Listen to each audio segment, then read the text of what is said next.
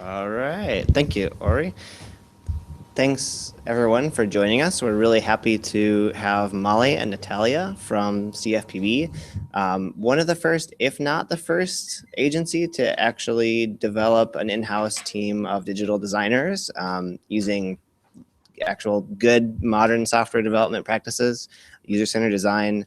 Mollie Bates is a designer, and Natalia Fitzgerald, I think you're art director at CFPB. Very, very lucky to have them here talking about how they built their team of designers and their practices at CFPB. So we're very excited to have you, and please take it away. Thank you. Thanks for having us. I'm Mollie Bates, and I'm a graphic designer at CFPB. I've been there about 2.5 years. And we have a confession. We are practicing on you guys. We are doing this talk at the AIGA National Conference in about 2 weeks. So we really would love your feedback. We have some paper forms for people in the room and anyone not in the room. If you want to just jot down feedback and email it to us, we have our email addresses at the end. We would really appreciate your feedback. Hi, I'm Natalia Fitzgerald. I'm an art director at the CFPB. I've been with the agency for 3 years, and we're excited to be here to talk to you guys about how we built an in-house design agency within the Consumer Financial Protection Bureau. It's a powerful tool that can serve to transform the consumer financial marketplace. Effective design can serve to clarify confusing topics, demystify complex concepts, and empower consumers with knowledge to help inform their financial decisions. Unclear design can serve to further confuse, make the complicated even more complicated, and make consumers feel unprepared, intimidated, and overwhelmed. Fortunately, the key founders of the Bureau recognized that just as unclear design and technology had played a key role in financial problems we are facing, effective design could play a key role in the solutions too. As a result, the importance was placed on building an in-house design team that would work to support the Bureau's mission and core functions. So here's our mission. The Consumer Financial Protection Bureau is a 21st century agency that helps consumer finance markets work by making rules more effective, by consistently and fairly enforcing these rules, and by empowering consumers to take more control over their economic lives. So that's our officially approved mission. But to give you guys a little bit more history, in June 2009, President Obama proposed a new agency to focus directly on consumers and their finances in light of the failures of that were exposed by the financial crisis. Then in July 2010, Congress passed the Dodd-Frank Wall Street Reform and Consumer Protection Act. This act created the CFPB and it created the CFPB to serve as a single point of accountability for enforcing consumer federal financial protection laws and protecting consumers. Up until then, this responsibility was spread out among several different agencies, but today it's our job. And when we're talking about consumer financial products, we're talking about things like mortgages, credit cards, student loans, auto loans, and other products like payday loans and prepaid cards, basically anything with an interest rate. So here's how this translates into what we do on a daily basis. We focus on 7 core functions, which are listed here. And to better explain each of these, we've collected examples of design work that we've done that relates to each function, and it sort of exemplifies it. So the first one is that we write rules, supervise companies, and enforce federal consumer financial protection laws. So an example of the work we've done in this is disclosure.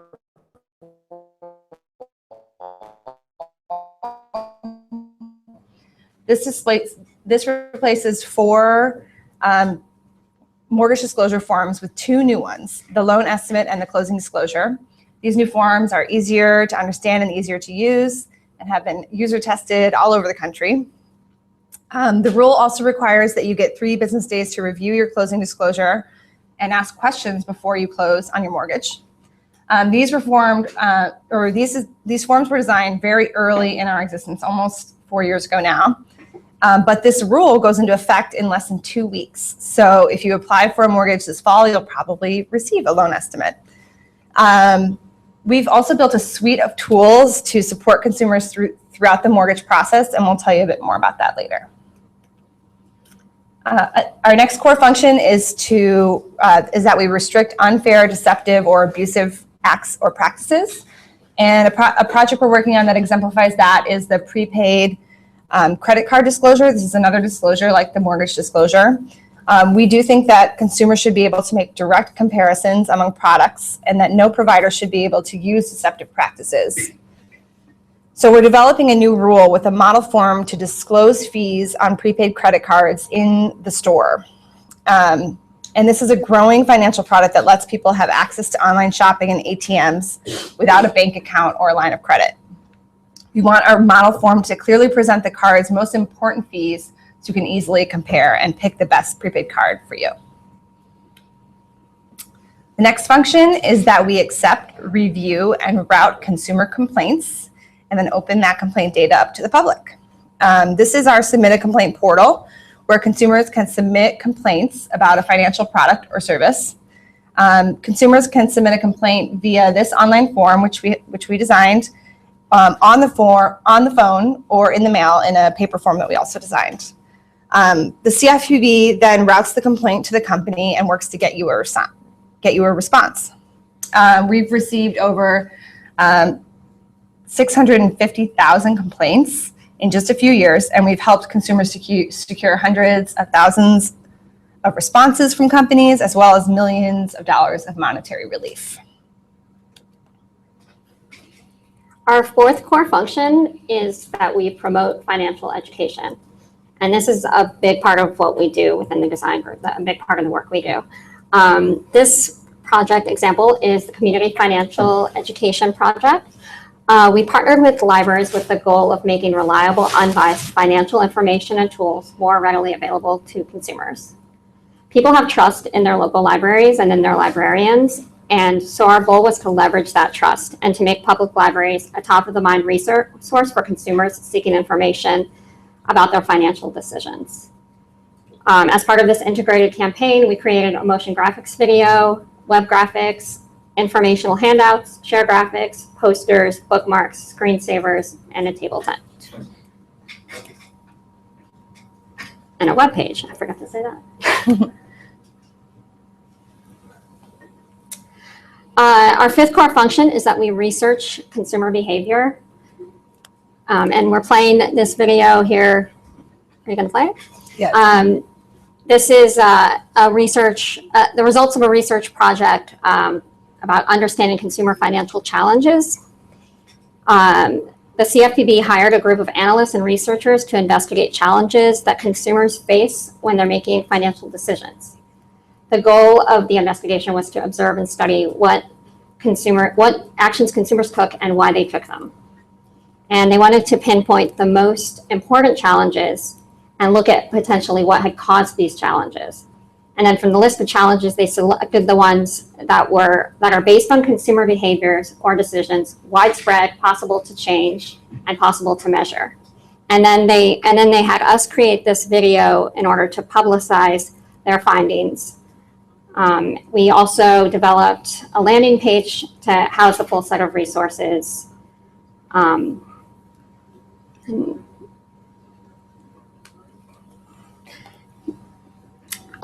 Core function number 6 is that we monitor financial markets. And here you're seeing the landing page for the Consumer Complaint Database. The Consumer Complaint Database contains the financial complaint data that we receive via our Submit a Complaint tool on the phone or in the mail. Internally, we analyze the complaint data in order to target supervision efforts and identify potential problems in the marketplace before they become larger problems. The public can also view a scrubbed set of the data via our website. And our 7th core function is that we enforce laws that outlaw discrimination and other types of unfair treatment to consumers. And here we're showing a share graphic. We really don't do a ton of enforcement design work because this is largely handled by the lawyers within the organization. But when enforcement actions do happen, we are tasked with creating imagery to publicize them via social media, blog posts on our website.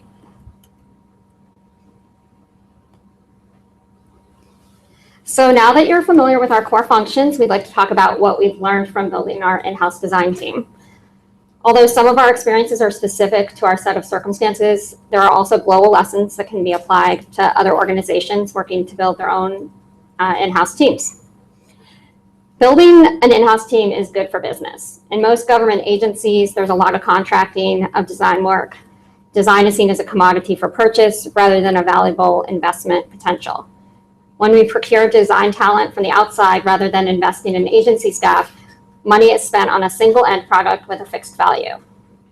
With an in-house team, mission-driven creative individuals can work collaboratively while improving their skills, becoming fluent in the brand voice and style, while gaining a true understanding of the mission and the goals of the agency. As an asset, in-house designers appreciate over time. As the in-house design staff matures and systems are put into place, the agency reaps the benefit. We have learned a lot from building our in-house design team from the ground up. We have identified these 4 steps to developing an in-house design team, which we will go through individually. So we didn't build this team overnight. It's been iterative and it's taken a lot of hard work. We learned through trial and error how to structure our teams and which type of team members really fit well as designers or developers at the Bureau. We've experienced periods of rapid growth and abrupt change over the past 4 years. If you go all the way back, oops, sorry guys. If you go back to 2010, right after Dodd-Frank was passed, design and technology generalists were added to the team that early. Some of them may be in the room. And it was back when the agency was still part of the Treasury Department and there were less than 50 employees. These generalists did a ton of work and it was more like a startup environment. They launched 2 iterations of consumerfinance.gov. They developed our brand foundations with the agency IDEO, and they launched our online complaint portal, which was a huge lift. So they have lots of fascinating stories. You should grab them and buy them and drink some time to hear them. In our second phase, we opened for business officially in July 2011, 1 year after Dodd-Frank passed. We had less than a dozen design and development staff then. And a little bit later in that year, we brought on our creative director, Audrey Chen, who's still leading the team. By July 2012, we were celebrating our first birthday and really starting to expand the team. So the team was a mix of contractors and full-time federal employees, but that summer is when Natalia joined the team as the first specialist graphic designer. The team was working on launching products like Paying for College, and they were also really busy planning to have a tech surge in the staff by hiring 30 technology and innovation fellows to help the Bureau to stand up the Bureau's technology needs. So that sort of represents the third period going into January 2013, December 2012, when they added 30 technology and innovation fellows. That is when I joined the team. The fellows were hired from all around the country to work on a 2-year term, and they had the freedom to work, and they currently have the freedom to work from their home offices. This influx of staff, it like tripled the staff, and it meant that the group had a lot more capacity to take on more work, but also introduced its fair share of growing pains, which the entire Bureau was feeling at this point as they were growing really quickly. The team launched a Spanish language version of the website, a microsite for the release of our mortgage data, which was just released again today for the past year, an update to the Paying for College tool, the e-regulations platform, which Jen Ellers played a big part on, and John Yuta, owning home, and we also pushed our brand to sort of new heights with a substantially expanded graphic design team, sort of pushing the illustration and icon styles, which we'll show you soon. So 2 years after that, we're kind of reaching our steady state of staff. This is about where we're going to be for the foreseeable future. We added 23 new fellows in January. Of course, we lost a few along the way as well. And in the past 6 months with the new fellows, we've been working on smoothing out our working processes, building things faster and more efficiently, and really crystallizing our brand standards. We've launched a second iteration of Owning a Home, and we're working on a homepage redesign, and we've also built several internal tools for analyzing financial data. So here's our team today. The agency is pretty small. It only has about 1,600 employees. So with a design and development team of about 70, that represents a pretty good chunk, especially when you compare it to other government agencies that have tens of thousands of employees and just a couple designers. And this is a mix of full-time federal employees, the termed fellows like me, and the long-term and some long-term in-house contractors. And as we mentioned, our team is unique in that about half of us work remotely. So a big chunk of the designers and developers work from their homes all around the country and are probably calling in today, so hello. And we're pretty specialized. So we now that we have such a big staff, we have graphic designers, UX designers, back-end developers, front-end developers, multimedia specialists, and we just built a little content strategy group that is growing as well. So we want to talk to you a little bit about how we structure teams and sort of structure our department. We have a group of people that are assigned to project teams, and those teams are sort of evenly distributed among the different disciplines. This is a sort of symbolic representation. It may be more than one person, one graphic designer on each team, but there's 6 project teams. So like one of those teams is the owning a home team. And those teams stay together as their projects change. So Owning a Home just released, and they're going to be moving on to a new project very soon. The other big chunk, and these project teams also each have a product owner from one of our wonderful colleagues around the Bureau, a subject matter expert and a product owner. And then one of the team members serves as a Scrum Master. The other big team we have is Design Ops, which is really our in-house creative services team. This group currently has 6 graphic designers and 2 each of UX, multimedia, and front-end developers. The Design Ops team has about 30 projects active at one time and has completed over 200 projects so far this year.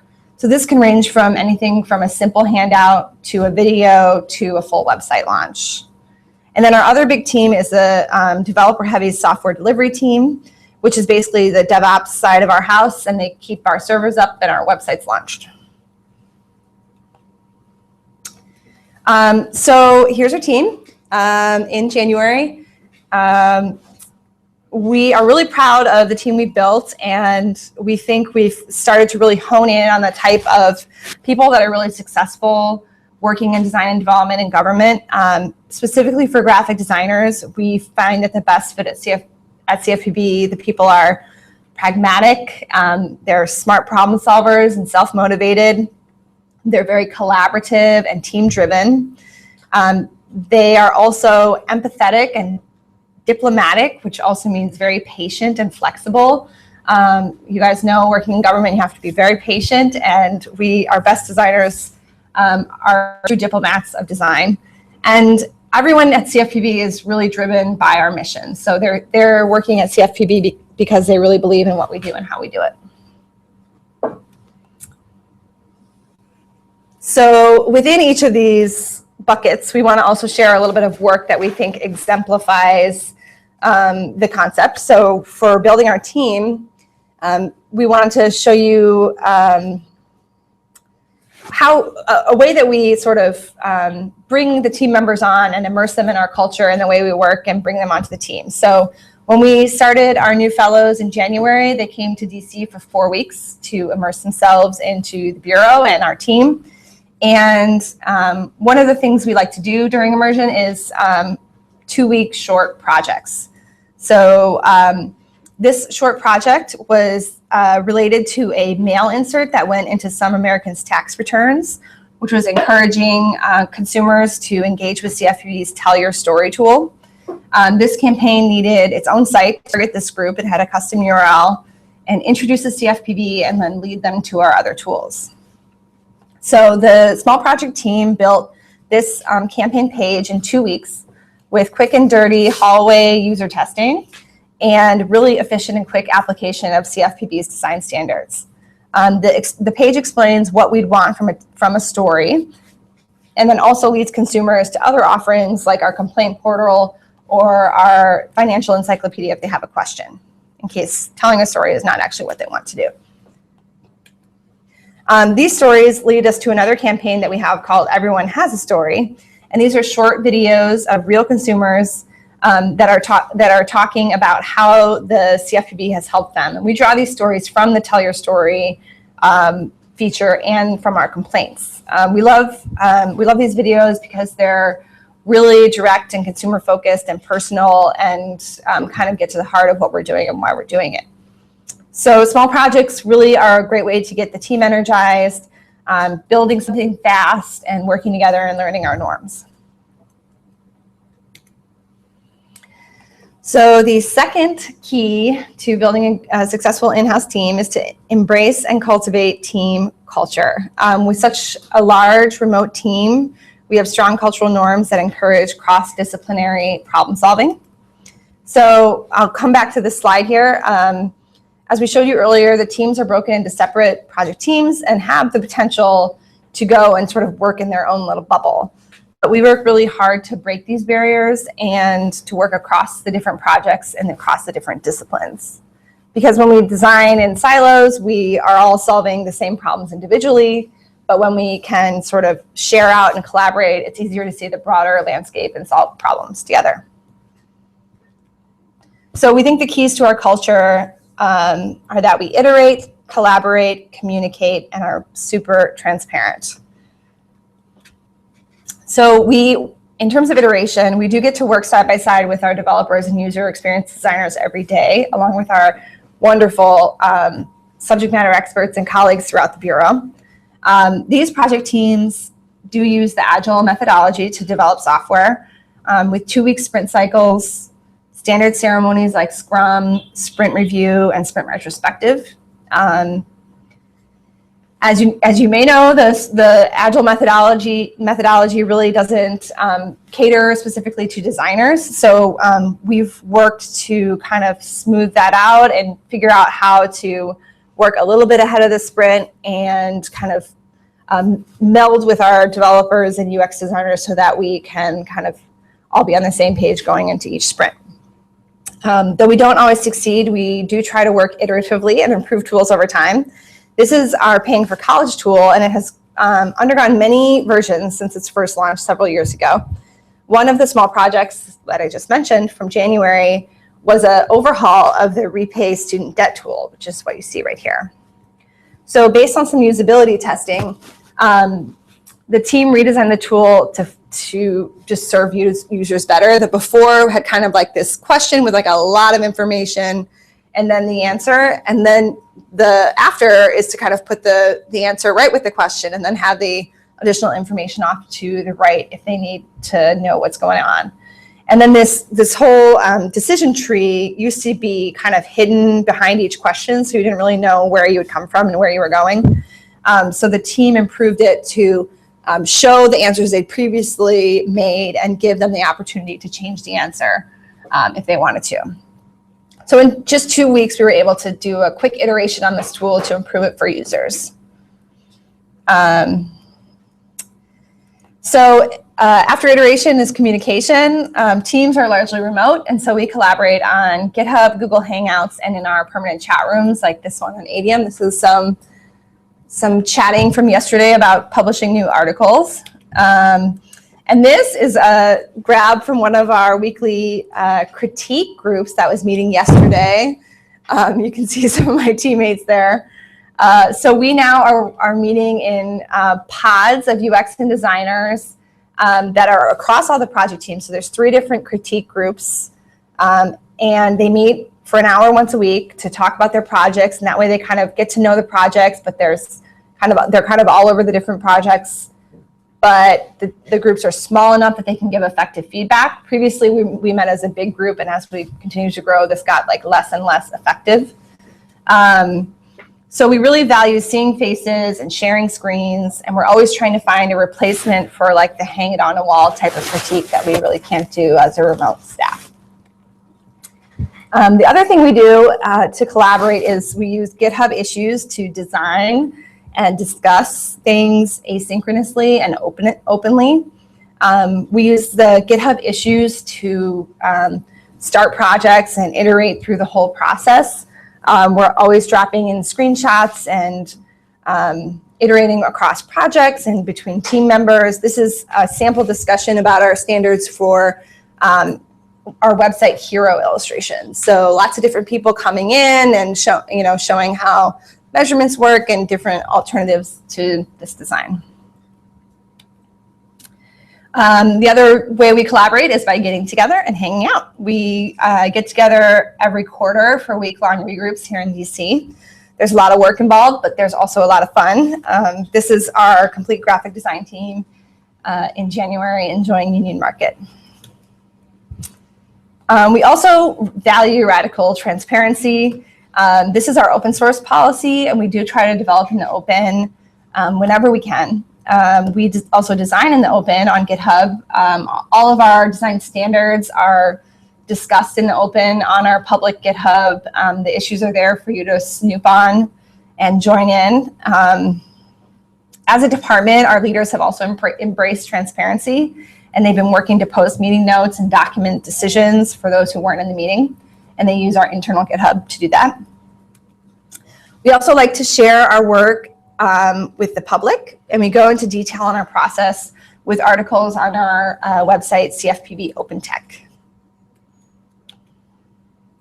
So to give you a little case study about embracing and cultivating our team culture, we want to show you our most recent release, which is our Know Before You Own Mortgage Initiative campaign and the latest release of Owning a Home. So last week, we launched this campaign to tell consumers about the new mortgage disclosures and all the tools we've released to help them shop for a mortgage. So this was what I was just telling you about earlier, the 2 new disclosure forms. The launch included the work of the Owning a Home project team, work from one of the small projects that we did in January, and like half a dozen design ops projects. Many people had their hands on various pieces over a really long period of time. So we had to constantly collaborate, communicate, iterate, and be transparent as we worked towards this launch. This campaign included this landing page and a video, photographs, social media graphics, a microsite for realtors, real estate professionals, excuse me, and the newest release of our suite of tools called Owning a Home. So this is Owning a Home, the latest version, and through user research, we discovered that consumers are really looking for guideposts along the mortgage process. And that's what the latest release does. It features 4 clear steps to help consumers know the process and really take control. It also includes an interactive tool to help people dive deeper into the new disclosure forms.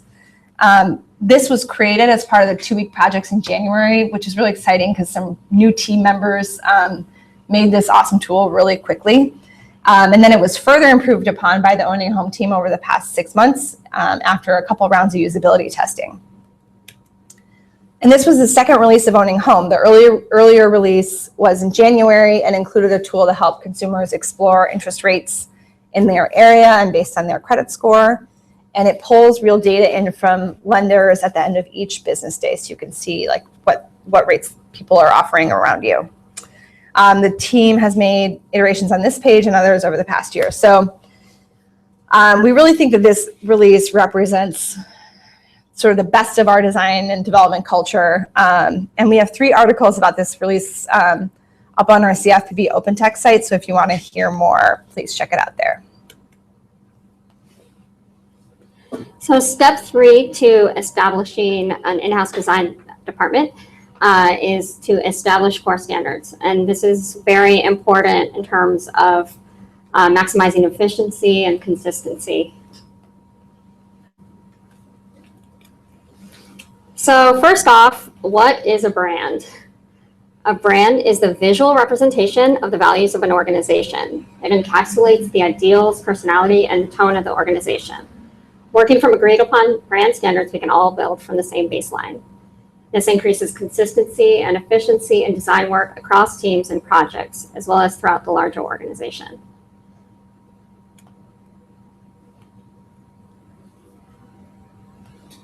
Okay. Our original brand included our logo, color palette, typeface, and type hierarchies for print and web. As we continue to create work, the need arose for a more robust set of brand elements and design standards. We expanded our brand expression to include flat illustrations, a full icon library, we call them mini-cons, and an updated type hierarchy for web and print, updated color palette, and brand considerations for photography and video. We are always working to evolve our standards. We are expanding our color palette as we speak. I thought I had a slide for that. This is the GitHub issue where we are discussing the expansion of our color palette, where we will be adding more tints to allow us to become almost totally flat in terms of our illustrations. So to address the fact that our brand green is not 508 approved. So we are creating an RGB version of our green that will be accessible on the web so that we can stop hiding from that. So this will be released at the end of the month, along with a lot of updates to our design manual and standards. Do you want this one or? This is an example of a very basic example, but an example nonetheless of what happens when you go from a Word document to our brand. It kind of speaks for itself, but we've got a clear hierarchy, we've got ample white space, we have our logo, correct logo, digestible line lengths, just best practices, and we can create these in about 10 minutes maximum using our templates.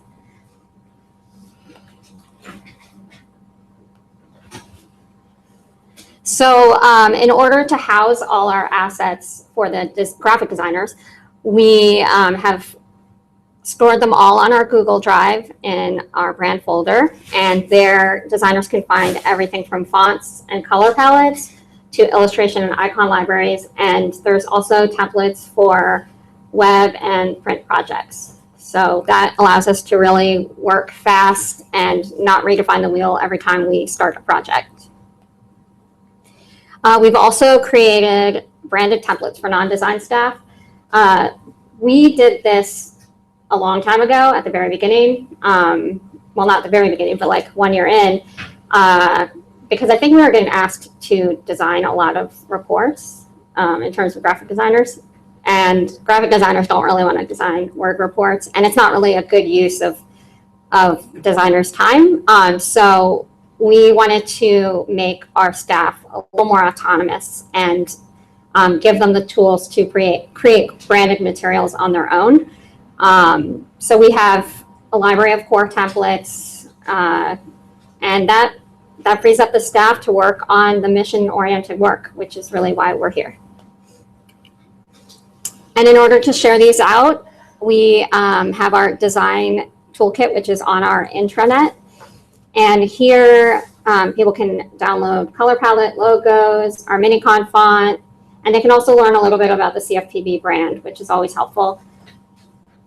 And there's templates for reports and presentations and all different kinds of things that people work on.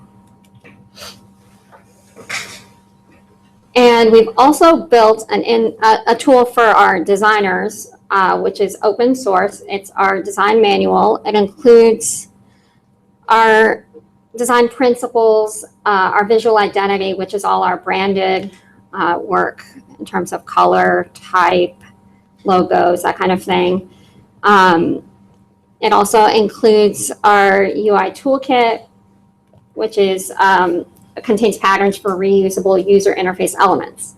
And these patterns help us to create a consistent user experience throughout all of our web products. And we've also developed a front-end framework. It's called Capital Framework, and it's a set of modular HTML, CSS, and JavaScript patterns that can be used collectively and individually. It's been written to work across a large number of devices and browsers, and it follows a modern mobile-first responsive approach. And so it's adaptable to a wide range of screen sizes and carefully follows best practices for accessibility. So here I just wanted to give you a little overview of like top line good tips. Keep the most usable solutions and shed the rest. Clear the clutter, avoid design debt. It takes a long time to get rid of that debt. So we constantly have to be editing ourselves down and just keeping the essential best practices, best solutions, which allows us to work faster and have a superior product. Also, we have to work to standardize the process. It's not exciting work, but project intake, design and review and approval process, how to update our manual, all this kind of stuff has to be established. And also embrace parameters. A lot of people get kind of sometimes a little stifled by the brand and that it kind of puts you in a box, but it also gives you an opportunity to really work on the work that solving the problems that count. So we're not every time working on creating a new way of doing our button or link styling. We are actually doing the work that matters. So it's good to establish that foundation and to feel empowered by it rather than stifled. So our example here for establishing core standards is the evolution of our logo, which is kind of fun. We started with the one on the top left in 2011. I have no idea who designed it. Someone in the room might. But this is the first logo that I can find. Not guilty. And then we go on to our second logo, which is 2011 to 2012. This was developed in partnership with IDEO. It features the gradient beam, which is lighting the way to shed light on the financial marketplace and make things more transparent. This logo was actually pretty radical for government. It's got lowercase letters. It's in a sans serif font face, and it doesn't look like government. It's not a seal, and it's not what we've come to expect. So in 2013, we kind of got a little uncomfortable with the fact that there was a gradient in the middle of the logo and we had a no gradient policy. And we were flattening all our illustration work and going more for that aesthetic. And so we thought we can't be hypocrites when it comes to our own logo, because everything comes off as insincere if your own logo has a gradient. Not to mention the production difficulties with having a gradient in the middle of your logo. Right. Or staff wanting to use gradients and pointing to the logo. So we updated it to make it flat, and this was a great development. This year, we started to realize that I meant to collect the numbers, but we had over 100 versions of our logo. When you count Spanish, English, horizontal, vertical, different color modes, all the different logo versions, we had that many. And this just seemed insane from a management perspective. We also were realizing that our logo wasn't really very friendly in terms of 508. The contrast of the Consumer Financial Protection Bureau wasn't adequate. And also we wanted the words to be bigger. So they're going the full height of the C now. And we decided to scrap a lot of our other logos and just make this our logo rather than having lots of versions of our logo. So this one is about to launch. And that I think that illustrates well how we've edited down, how we've simplified, and how we've changed to address new problems or to solve for things like 508 and reaching audiences. So the last step is that we would like to expand and maximize reach. In this section, I want to talk about reach as it applies to reaching the most people in terms of our audiences and also being the most productive that we can be. Taking on projects with the ultimate goal of bringing all design in-house.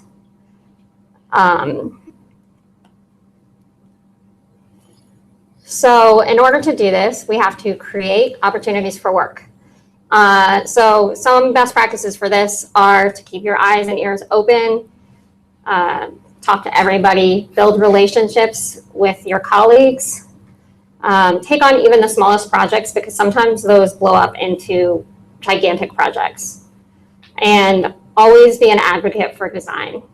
We work in an agency of mainly non-designers, and so we are constantly advocating and serving as the gospel of design communicators. Sure. I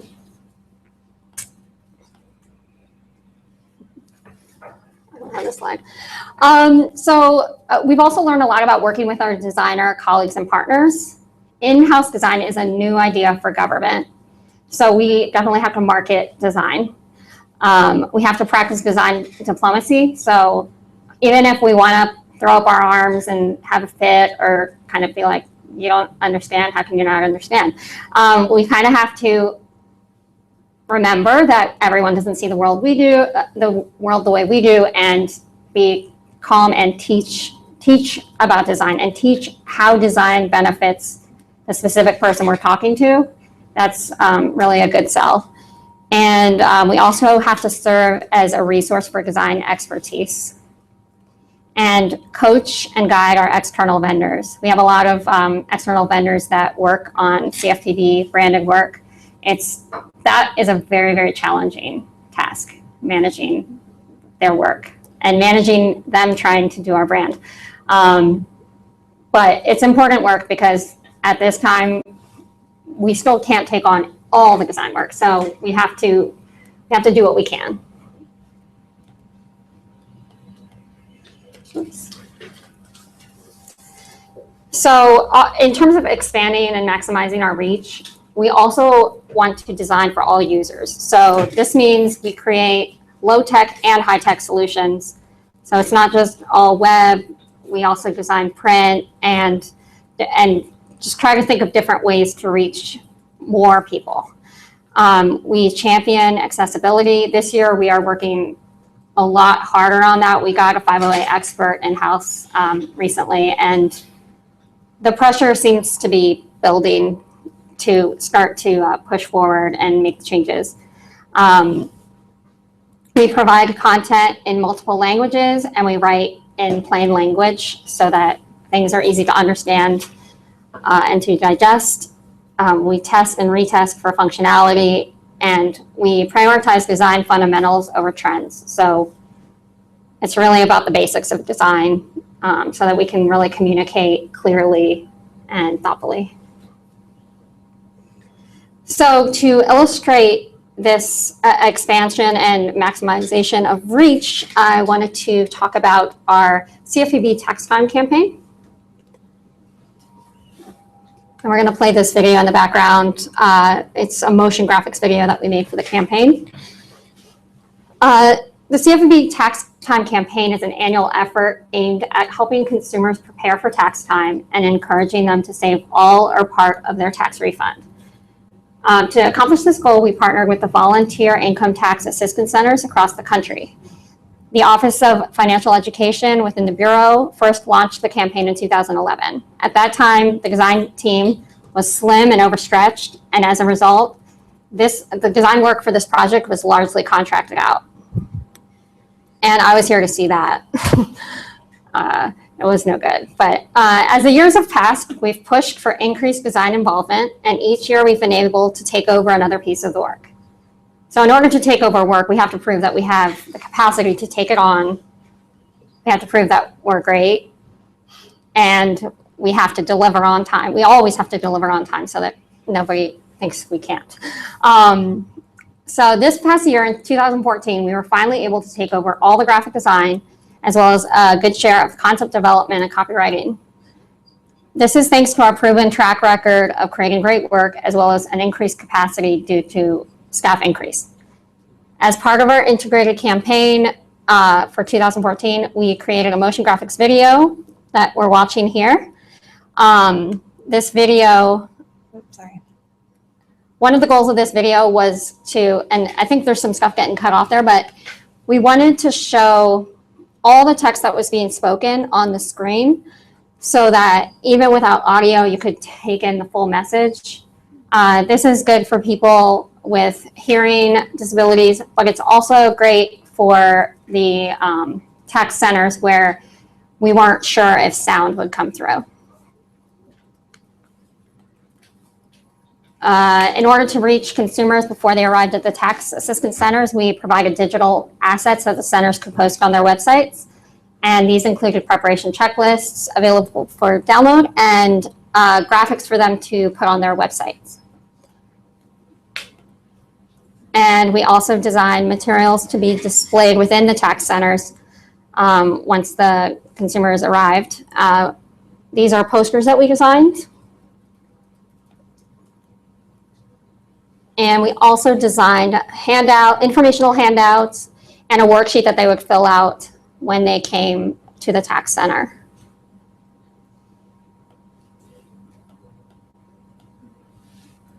Cool. So thank you for listening.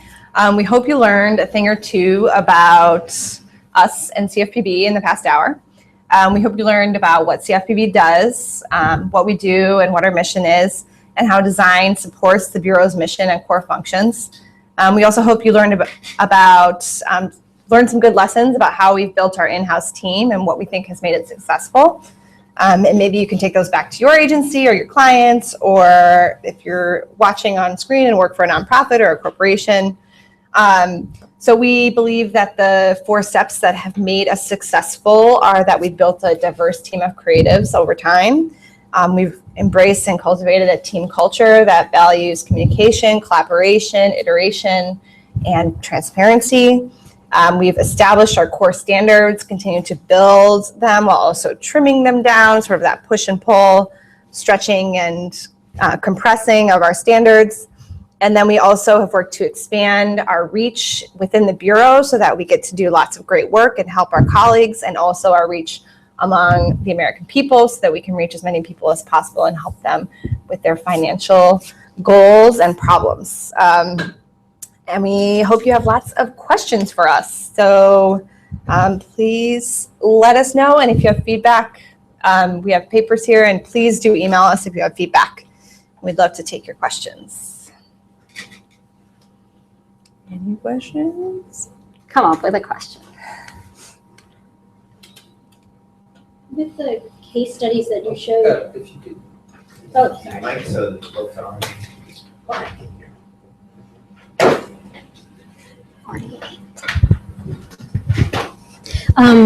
You showed those case studies, and earlier on you showed the small, like 4-person units. How would something like the tax time preparation, would that be one smaller unit that would work on that whole project? Would it be multiple units working on different aspects of it? How would those two things connect? So the tax time project design ops team, which is like the in-house creative agency. We didn't do any websites or software for that project, so that's usually a clue that design ops has been involved in, not a project team, because the project teams are usually developing web applications and software, and the design ops team is usually doing that collateral and the in-house and serving the in-house needs that aren't software based. Okay. Yeah. Or a simple web builds. Yeah, we've been doing some, like the Know Before You campaign page. The design ops team has been doing some of those simpler pages, but not anything sort of web appy, like with calculations Right, or not data. tools. Okay. Yeah, that's usually the project teams.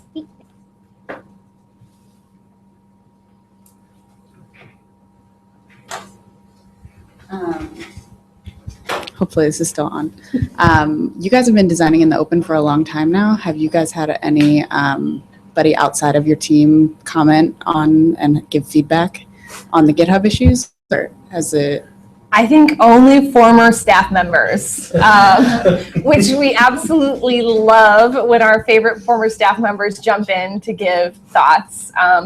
We would love to have more public involvement, but it's kind of a weird ask.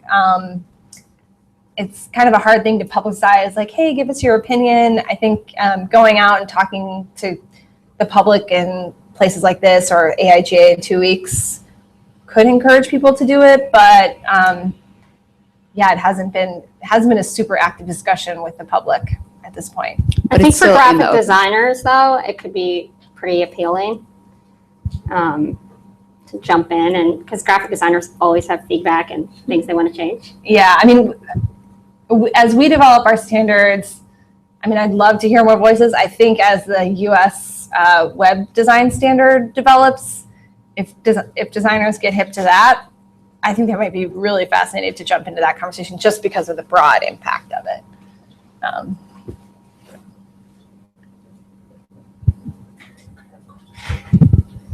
I was wondering, I was thinking about your project teams, how they're set up, and kind of contrasting them to 18F. At 18F we have project teams, but it doesn't, in my experience, they don't really like kind of stick together and like go on to another project. That was kind of interesting. Could you talk, was that like a pretty conscious decision that you guys made based off of some experience, or I guess I'm wondering like how is that working out? I can take one. Yeah, so me? Yeah. I can take it. Oh, you can take it. Yeah. Okay. Well, we've kind of been experimented over the years in terms of how this works. So in the very beginning, when the first fellows class started, we had project teams for about 6 months. So about 6 months, but then I think it expanded into like almost a year. And sometimes we'll switch people around if there's not a good fit. But really we kind of reset every like 8 months. It's kind of not exact because we keep changing it, but yeah, we reset and we do shift around the teams. But sometimes if there's a smaller project and then a smaller project, maybe one team will take both. So it's kind of like a reset at certain times of the year. But it's really hard to sync that reset up so that all the projects end at the same time and new projects start at the same time. That was supposed to happen around September 1st, and that kind of hasn't happened. So it's actually been good that the project teams have stayed pretty consistent because they've been able to sort of stick in some other work for them. But it is totally a work in progress. Keeping the teams together is a newer thing we're trying. And I think right now, as we're transitioning the September 1 transition to new projects, that's sort of where we're trying out to see if that works. Some project teams have worked on one project for 9 months. Other project teams have worked on 2 or 3. So it really varies a lot. We're definitely still working it out. But definitely when we have new fellows classes come in, everything gets shaken up. Yeah. I mean, yeah, there's like one project that kept going, but yeah. I guess why do you guys have the fellows program? Is that to kind of rotate people in and out from the private sector? Is it kind of like the innovation fellows, or how did that come about? It was to quickly hire a large amount of people all at once. It also provides us with the opportunity to attract talent from all over the country. Fellows can work remote, so we don't have to just depend on what we can find here locally in DC. We can hire from throughout the country. We can review portfolios, which is something that we can't do otherwise. It's a very slow process for hiring, and so it really allowed us to build the team quickly and overnight gain like 30 employees. Yeah, the pattern of 30 people every 2 years is not really sustainable because we obviously lost some people about 1.5 years in. We lost a lot of people, and then we had to restaff up. So it's really too volatile to continue that. And I think the long-term goal is to increase the number of federal employees and decrease the number of fellows to more like a more sustainable number that are more like people coming in to inject new ideas and energy and less of like half of our staff. Yeah, and the initial fellows class was way more than, so it was kind of a strange experience. Yeah. Because the new people were more than the existing, more in quantity. So culturally, that's a little strange. But yeah, we're still experimenting with what works best. But bringing in long-term staff is definitely a goal, but it requires, it takes a long time. Have you had any particular challenges since you guys have been there that just like stick out to you more than other things, or just In kind terms of hiring or just in general? Challenges? Oh, sorry, just in general. We could Yeah. each list one. In like building the design team, let's say around that.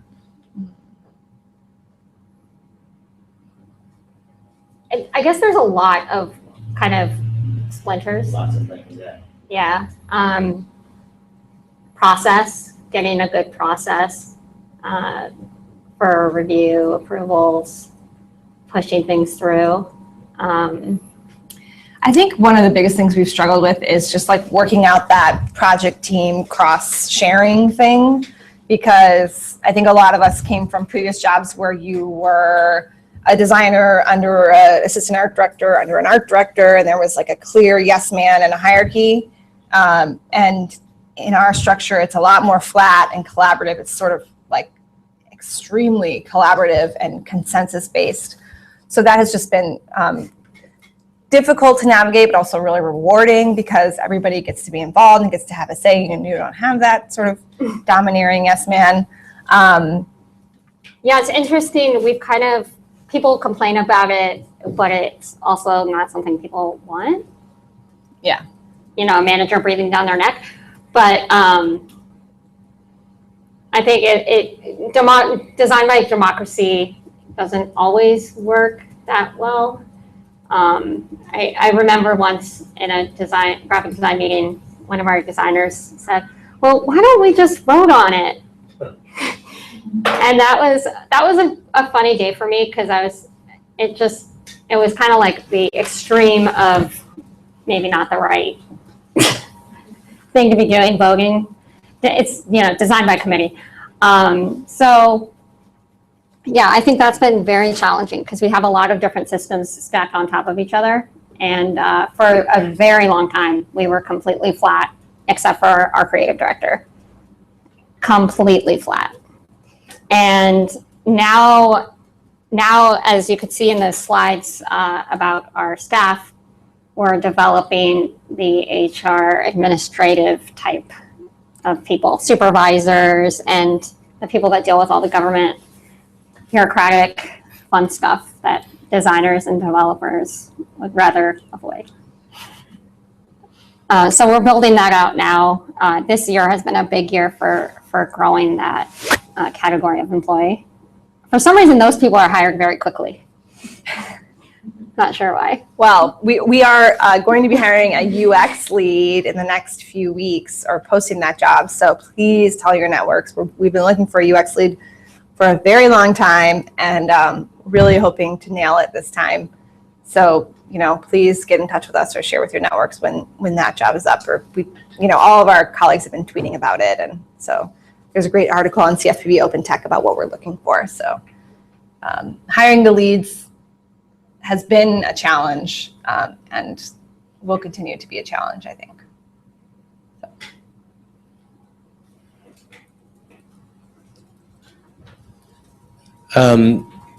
So I saw that you guys do a lot of, I know that you guys do a lot of user testing. I'm trying to pretend I'm in your hypothetical audience in the future.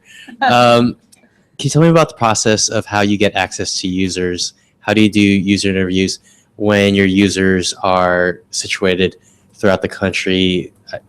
And I imagine you're working with a lot of groups, for instance, that might not even speak English. How do you go about actually speaking to those individuals? So we are specialists. So we're graphic designers. So that's a great question for our UX designers, but we'll do our best to answer that. So we build user testing into our major projects we're working towards getting towards a cadence. where the projects have sort of a regular schedule of testing.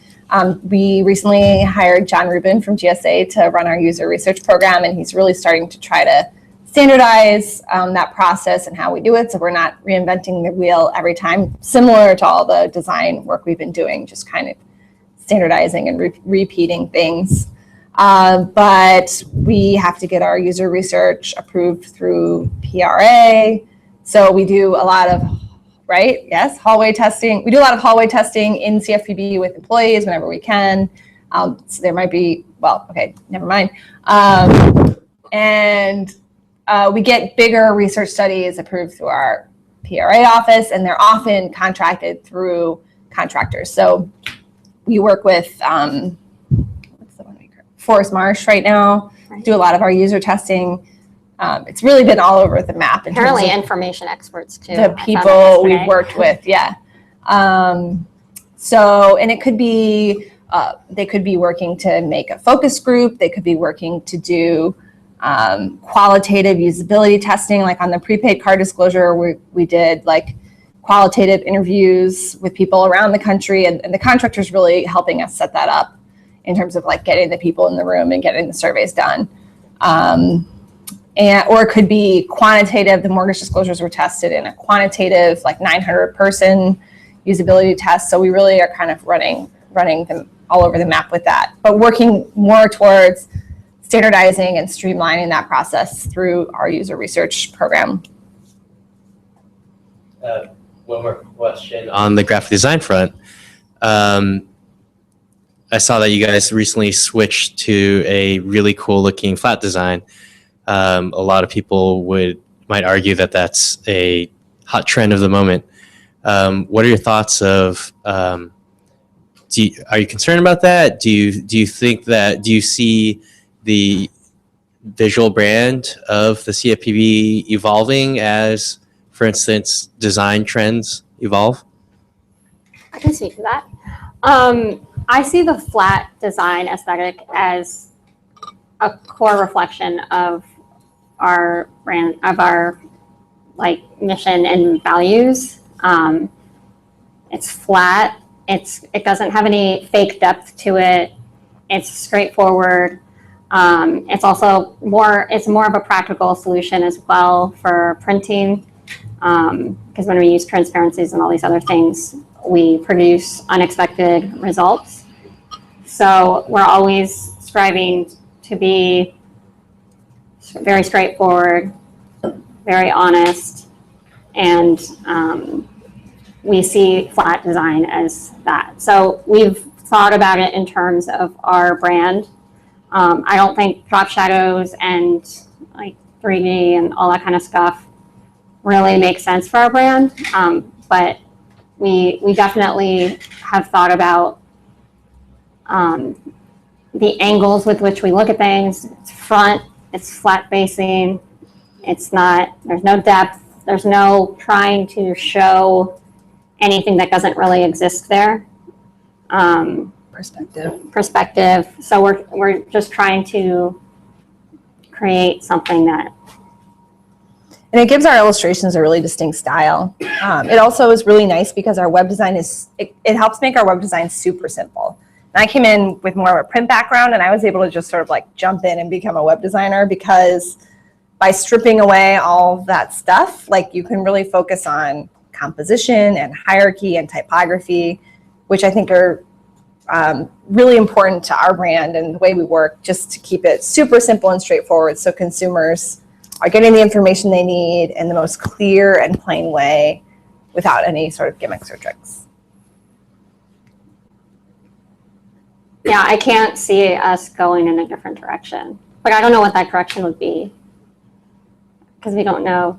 We don't know what the future's gonna. I mean, I'm sure drop shadows were, really popular in the 90s.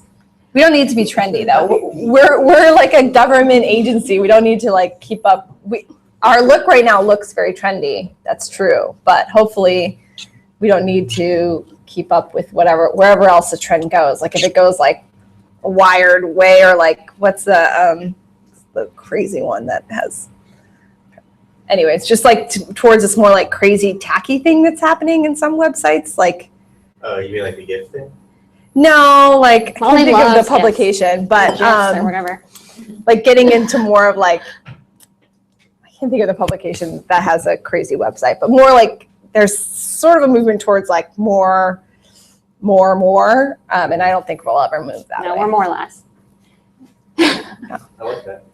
But I mean, really, our brand is based on very clear type hierarchy, good use of white space, just a respect for our users, and we're not. It's just clean and easy to take in, and that can put people at ease, and because the stuff we're talking about is not like fun reading material. It's material that causes stress and anguish, and so we want to make people feel comfortable, and whatever design aesthetic that Mollie was just talking about doesn't sound like a good fit.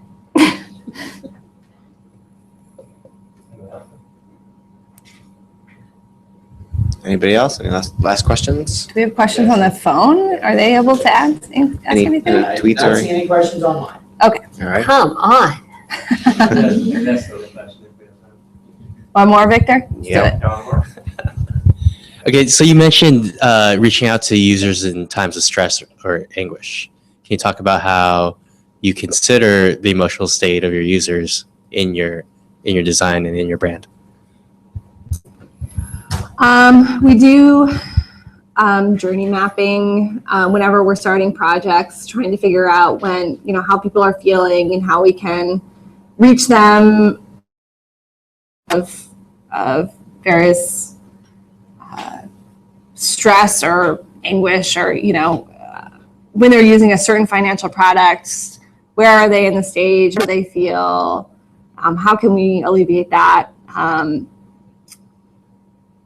Early on, Victor, you can speak to this. There was like charts from IDEO that had people in different quadrants based on where they were and what their emotions were. Yuta can probably speak to that too. I don't know. We're kind of referencing that stuff less and less these days, just because I don't know. I think things are going to be super simple, no matter where we are, and empathetic, and Yeah, and the experiences are pretty universal. A lot of us know what it feels like to be in debt and or have relatives that have gone bankrupt, or it's not like an impossible thing for us to put ourselves in the shoes of the people that we're speaking to. And I think we are a good test, because we're not financial experts the way the other people in the Bureau are. We are there to present these complex topics and make them understandable. But so we're kind of, we're like the user. But we do, like one thing we did with our new fellows in January was we had one session where and this had some like privacy implications, so it was all like piped in a certain super secure private way, but we listened to some audio of people calling our complaint line and talking about their problem, or some of the user interviews of people talking through their financial issue, and like the sort of journey that those users go on when they're trying. First of all, they're just really happy to be telling someone the full story and kind of like just spitting it all out and sharing and having someone listen. Well, then this happened, and then I called them, and then they wouldn't call me back, and then I called again, and that kind of pattern, that frustration. So it's really good to hear that and hear people's voices talking about that. So we do try to kind of build that into our orientation when we're bringing new designers and developers in. But we could probably do it a lot more. And I think when a new project starts, feels like we haven't started a net new project in a long time, like in terms of a financial product, but they have done like a lot of user research, qualitative user research in that way, to get those voices heard very early on in the discovery phases.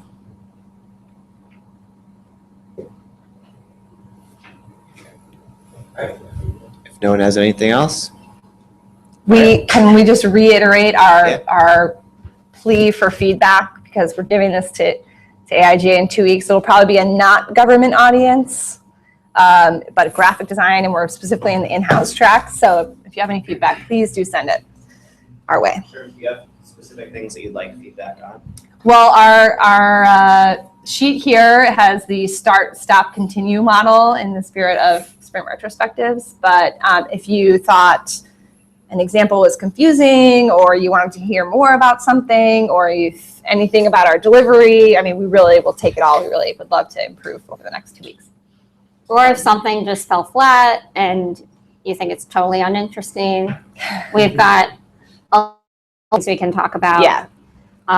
Or how you felt about the structure, whether it made sense, whether you think the information is valuable. Yeah, this is our first time presenting it, so, I mean, not counting our private presentations to each other. Thank you, guys. Let's give Mollie and Natalia a hand. Thanks for sharing. Cool, thanks.